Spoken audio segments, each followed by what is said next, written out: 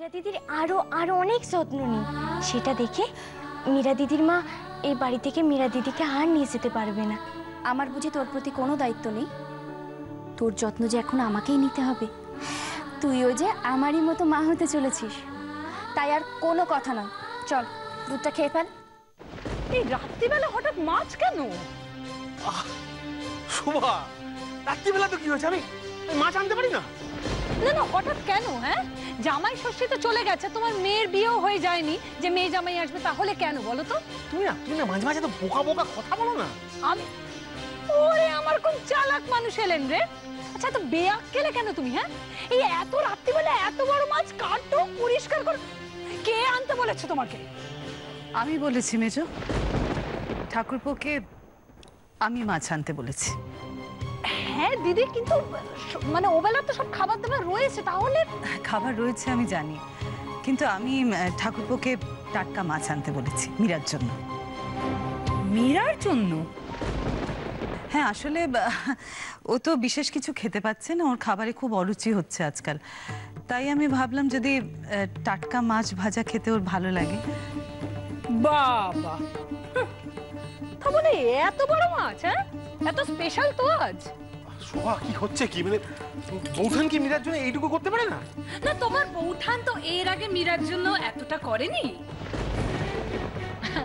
তা দিদি, নিশ্চয়ই মীরার মায়ের শাসনীয় ধমকে তোমার চনক নড়েছে, বলো?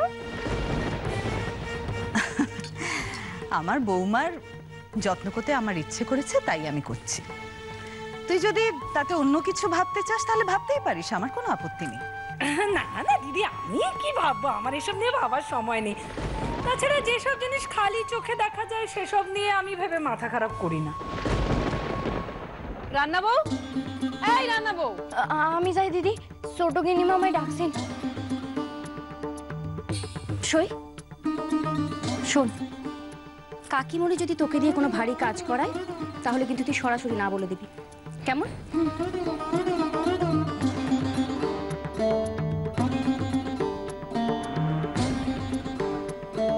পুরা কপালি একটা। ছোট গিন্নিমা আমায় ডাকছেন? আগে হ্যাঁ রানীমা, হ্যাঁ, কোথায় থাকা হয়?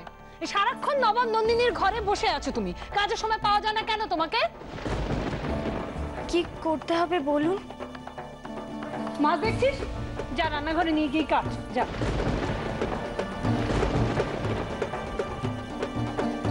আমি না তো কি আমি?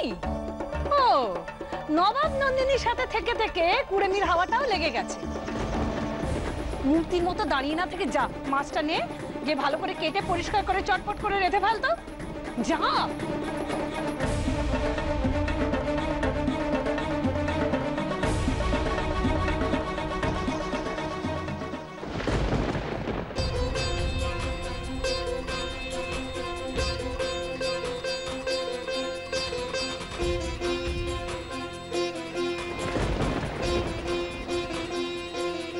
কি হয়েছে মীরা?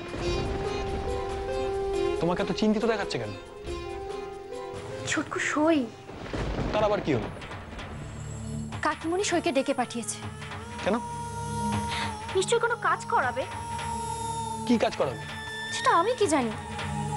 আচ্ছা ছোটকু, সইকে দিয়ে কাকিমণি যদি কোনো ভারী কাজ করায়, ও তো প্রেগনেন্ট, ওকে দিয়ে এভাবে ভারী কাজ করালে তো ওর সন্তানের ক্ষতি হতে পারে। তুমি এত উতলা হচ্ছ কেন? এর তো একটু সমাধান আছে নাকি? কি সমাধান? সেটা ভাবো, এত ছটপট করে কিছু হবে? না না, আমি বরং রান্নাঘরে যাই, গিয়ে দেখি সই কি করছে। মীরা, তুমি এই শরীর নিয়ে রান্নাঘরে যাবে না, তোমাকে আমি যেতে দেবো না। কিন্তু ছোটকু, সই সই কি করছে কি করে জানবো? তুমি একটু রান্নাঘরে গিয়ে দেখে আসবে। আমি? হ্যাঁ তুমি যাও না প্লিজ, তুমি দেখেই চলে আসবে, তোমাকে কিচ্ছু করতে হবে না, প্লিজ ছোটকু। আচ্ছা ঠিক আছে, যাচ্ছি। Thank you.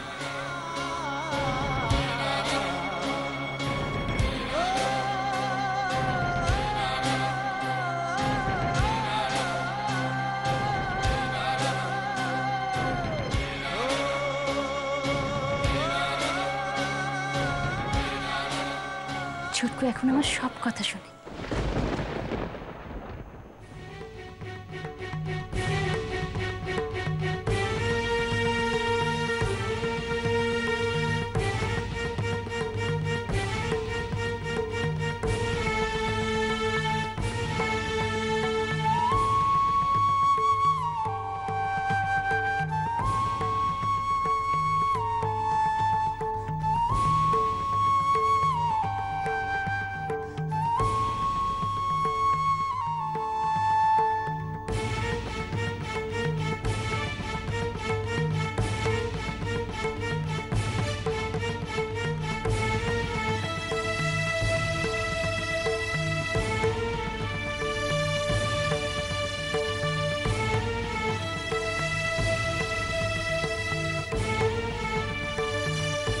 রান্না বউ,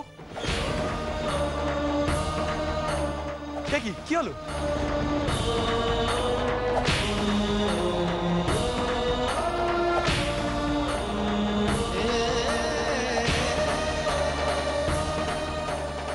মাই গড, কি হাত কেটে গেছে নাকি? ওই তো ব্লিডিং হচ্ছে তো অনেকটা। কি যে করেন না আপনি সত্যি, মানে কোন দিকে মন থাকে আপনার? হ্যাঁ, ব্যথা হচ্ছে খুব। আপনি না কেমন যেন একটা। দাঁড়ান, ফার্স্ট এড বক্সটা নিয়ে আসছি।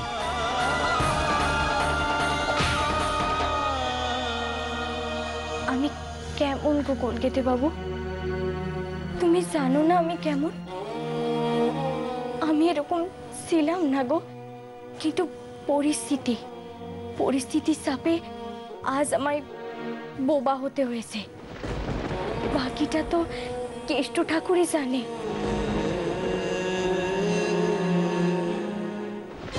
কি জানি, ছুটকু তো গেল সইয়ের কাছে, কিন্তু সই যেভাবে ওর সামনে মুখ বুজে থাকে, ছুটকু আবার না ওর ওপরে রেগে যায়। মীরা, তুমি দুধ খেয়েছো? ওই তো গ্লাস মা। লক্ষ্মী মেয়ে। এই সময় মেয়েদের বেশ ভালো করে খাওয়া দাওয়া করতে হয়। কিন্তু মা, আমার তো খেতে ইচ্ছে করে না। ও মা, তা বললে হয় নাকি? তোমার শরীরের মধ্যে যে বড় হচ্ছে তার তো খিদে পায়, তার কথা ভেবে তো খেতেই হবে। তাছাড়া এই সময় মেয়েদের বেশি বেশি করে খিদে পায়। আমি কাল তোমার পছন্দের সব রান্না নিজের হাতে করে তোমাকে খাওয়াবো। এসবের কোনো দরকার নেই মা। সে কি দরকার নেই মানে? আমি শাশুড়ি হয়ে আমার বৌমাকে যত্ন করব না? ও মা, যে শাশুড়ি বৌমাকে যত্ন করে আদর করে আগলে রাখে, সে শাশুড়ি থাকে না, মা হয়ে যায়। আমি তোমার জন্য কালকে রান্না করব বলে আজকে ঠাকুরজিকে বলে ভালো ভালো টাটকা মাছ আনিয়েছি। কালকে বেশ ভালো করে মাছের কালিয়া রান্না করব, আর আজ রাতে নুন লঙ্কা হলুদ মাখিয়ে বেশ কড়া করে মাছ ভাজা করে তোমাকে খাওয়াবো। না মা, তুমি করো না। সে কি? কেন মা? আমার ভালো লাগে না। ভালো লাগে না মানে? তোমার মাছ খেতে ভালো লাগে না? না, তবে এখন ভালো লাগছে না। কেন? আমার না ওই মাছ খেলেই কেমন একটা একেবারে গা গুলোয়। ও, সেটা অবশ্য হতে পারে। এই সময় মেয়েদের বিভিন্ন রকম খাবারে একটু অরুচি হতেই পারে। বেশ, তো ঠিক আছে। তোমার তাহলে কি খেতে ইচ্ছে করে বলো? আমার বলবো? আমার এখন ভোগের খিচুড়ি, শিরনি, গুড়ের পায়েস।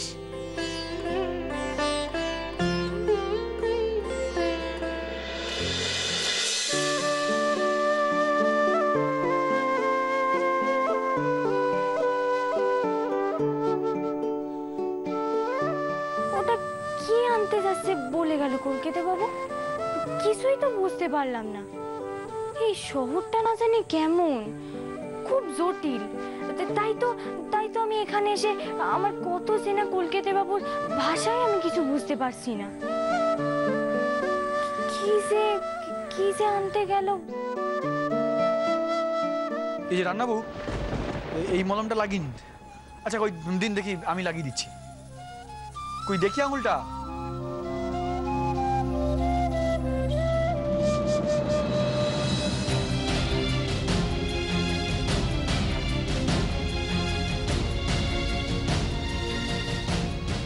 এটা আপনি কি করেছেন? একটা নোংরা কাপড় দিয়ে আপনি ক্ষতটা বেঁধে ফেললেন? আর একটু তর সইল না আপনার? আরে আমি তো আপনাকে বলে গেলাম নাকি যে আমি ফার্স্ট এড বক্সটা নিয়ে আসছি। একটা অদ্ভুত আশ্চর্য মানুষ তো আপনি। আর এই যে এটা কি বেঁধেছেন আপনি? এখন যদি ওই জায়গাটা ইনফেকশন হয়ে যায়, তখন যদি ব্যথা হয়, আর সবচেয়ে বড় কথা যদি জায়গাটা সেপটিক হয়, তখন আপনি কি করবেন? কে দেখবে আপনাকে? যত সব না, আপনাকে নিয়ে কিছু ভাবা বা করাটা না বেকার, জাস্ট পিটা। দূর।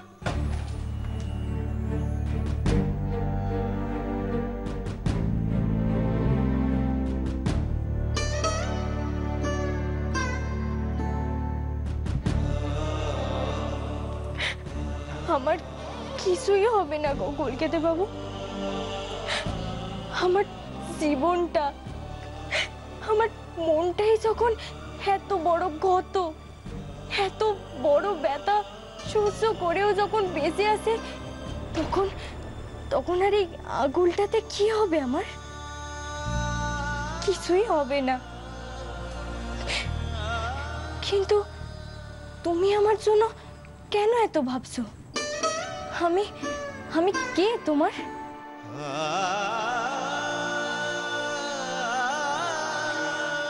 সামান্য বাড়ির রান্না বউয়ের জন্য তোমার এত চিন্তা, আমার প্রতি তোমার এত টান। তাহলে কি এরই মনের টান বলে?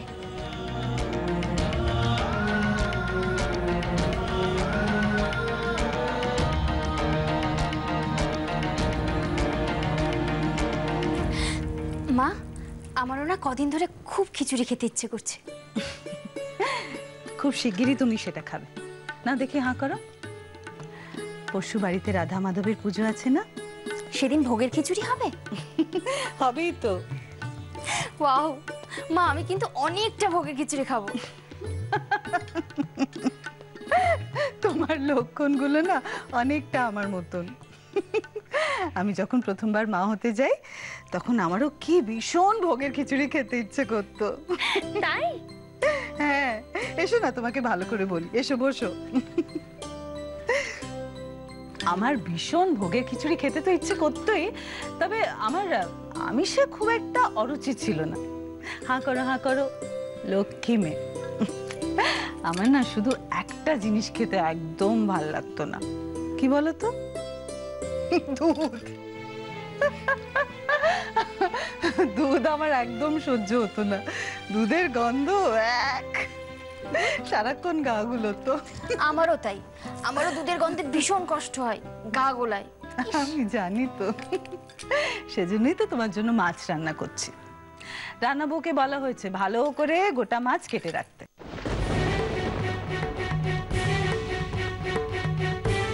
সই মাছ কাটছে? হ্যাঁ। ও পারবে মাছ কাটতে? কেন? গ্রামের মেয়ে মাছ কাটতে পারবে না? দাঁড়া, তোমার জন্য কাজু নিয়ে আসি। আজ সকাল থেকে সইয়ের শরীরটা ভালো না, তার উপর আবার সই মাছ কাটছে। কাঁচা মাছের আষ্টে গন্ধে সইয়ের যদি গা গোলায় তাহলে? নাও দেখি, হাঁ করো। কাজু খাওয়াটা খুব দরকার, প্রোটিন আছে। এসো বসো, এখন তোমার রেস্ট দরকার। পা তোলো, যত পারবে রেস্ট করবে। আমি তো শুয়ে থাকতাম সারাক্ষণ। শো দেখি। কি তুমি আমায় বলোনি এতক্ষণ? তোমার পা কি ভীষণ ফুলে গেছে তো। এটা খুব অন্যায় করেছো মা। দাঁড়াও, রান্না বউকে দিয়ে তোমার জন্য তেল পাঠাই, ও ভালো করে তোমার পায়ে মালিশ করে দেবে। হ্যাঁ, একটু রিলিফ হবে। এগুলো বলতে হয় না। কাজুটা খেয়ে নেবে বসে বসে। লক্ষ্মী মেয়ে।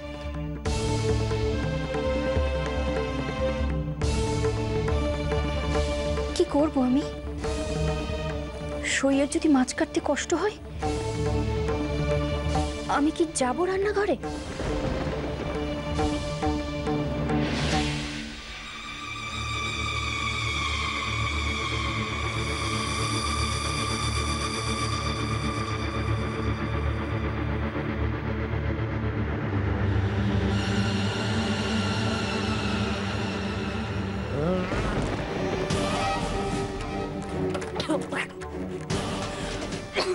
রান্নাবো, রান্নাবো, তোর মাছ কাটা কদ্দূর?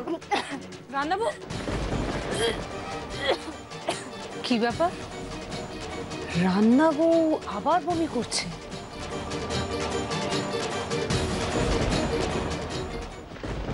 রান্নাবো, তুই বমি করছিস? কি ব্যাপার, হঠাৎ বমি করছিস? কি হয়েছে? বমি? আরে তোতলাচ্ছিস কেন? বল, হঠাৎ বমি করছিস কেন? কি হয়েছে বলবি তো। বোধহয় ওই মাছের গন্ধে হয়েছে। মাছের গন্ধে? বলিস কি? মাছের গন্ধে তো সাধারণত পোয়াতিদের গা গুলোয় বমি পায়। তুই পোয়াতি নাকি রে?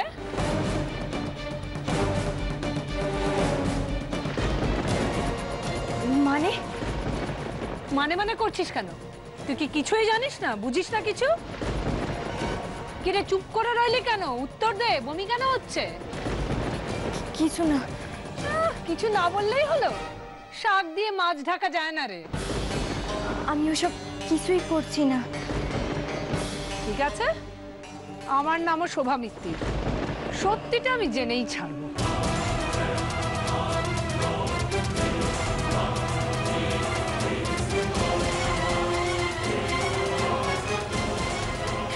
ছোট গিন্নিমা কি বুঝে গেছেন যে আমি মা হব? হ্যাঁ, এখন কি হবে?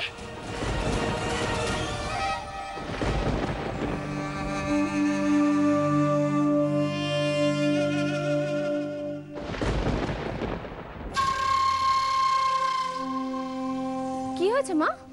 সন্দেহ। সন্দেহ? কার উপর? কেন? রান্না বউয়ের উপরে। রান্না বউয়ের উপর সন্দেহ? কেন, নিশ্চয়ই কিছু চুরি টুরি করেছে? না, চুরির থেকেও বেশি কিছু। বেশি? কি হয়েছে বলুন তো? রান্না বউ আবার বমি করছে। আবার? তাই নাকি? কিন্তু কেন? কি জানি, যখন জিজ্ঞেস করলাম তখন তো তোতলাচ্ছিল। তোতলাচ্ছিল কেন বলুন তো? কি ব্যাপার আমাকে জানতেই হবে, সত্যিটা জানতেই হবে। হ্যাঁ, রান্নার বউ বমি করছিল কেন? আমার মনে হয় ও নিশ্চয়ই চুরি টুরি করে খেয়ে বদহজম করেছে। তোর মাথা মোটা।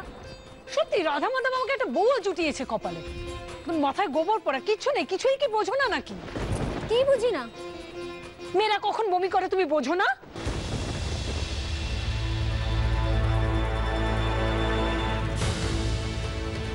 মা, সত্যিটা আমাকে জানতেই হবে। মাই গড, আমাকে এক্ষুনি সইয়ের কাছে যেতে হবে। সই, সই, সর্বনাশ হয়ে গেছে। সই, কি হয়েছে দিদি? সর্বনাশ হয়ে গেছে। কাকিমণি নাকি তোকে বমি করতে দেখে ফেলেছে। আমি জানি। কি বলছিস? হ্যাঁ, উনি হাতে নাতে আমারে বমি করতে দেখেছেন দিদি। আমারে অনেক প্রশ্নও করেছিলেন। তুই কি বললি? ওই যা ওকে একটা উত্তর দিলাম, বললাম মাছের গন্ধে বমি হচ্ছে। আমি জানতাম তোর মাছের গন্ধে গা গুলোবে। আমি কি করতাম দিদি? আমি বুঝতে পারিনি কখন ছোট গিন্নিমা এসে ওই দরজায় এরকম দাঁড়িয়ে আছে। কাকিমণি তো ওরকমই, কখন যে কোথায় কি। আচ্ছা দিদি, এখন কি হবে? ছোট গিন্নিমা কিছু বুঝতে পারলেন না তো? আমার তো মনে হয় কাকিমণি ভালোই সন্দেহ করেছে। কাকিমণি তার ছেলের বউকে কিছু একটা বলছিল এই ব্যাপারে। দিদি, উনি যদি আমাদের বাড়ি থেকে তাড়িয়ে দেন? না না, তাড়িয়ে দেবে কেন? তাড়িয়ে দেবে বললেই হলো, আমি আছি তো। উফ, চিন্তায় যেন আমার মাথাটা ঘুরছে। মাথা ঘুরছে না? আয়, না না সই, তোকে আর এভাবে ফেলে রাখা যাবে না। তুই তো মাঝে মাঝে শরীর খারাপ করছে, তোকে এবার ডক্টরের কাছে নিয়ে যেতেই হবে। ডাক্তারখানায়? কিন্তু কিভাবে বাড়ি থেকে বেরোবে? আমি কিছু একটা বলে দেবো। তুমি কি পাগল হলে নাকি দিদি? এই কয়েকদিন আগে বাড়ি থেকে বেরোনোর জন্য এত বড় একটা ঝামেলা হলো, তুমি অসুস্থ হয়ে পড়লে, আবার আবার আজকে ডাক্তারখানায় যাব তোমার সাথে? না না, কখনো না। কিন্তু সই, না থাক, সইকে এখন আর কিচ্ছু বলবো না। ওকে কিছু না বলে ডাক্তারের কাছে নিয়ে যাব, না বলেই বেরোবো বাড়ি থেকে। শোন না, বলছি তুই আমাকে একটু মৌরি ভাজা করে দিবি? রান্নাঘরটা প্রচন্ড গরম দিদি, তুমি নিজের ঘরে যাও, আমি মৌরি ভেজে নিয়ে যাচ্ছি। ঠিক আছে।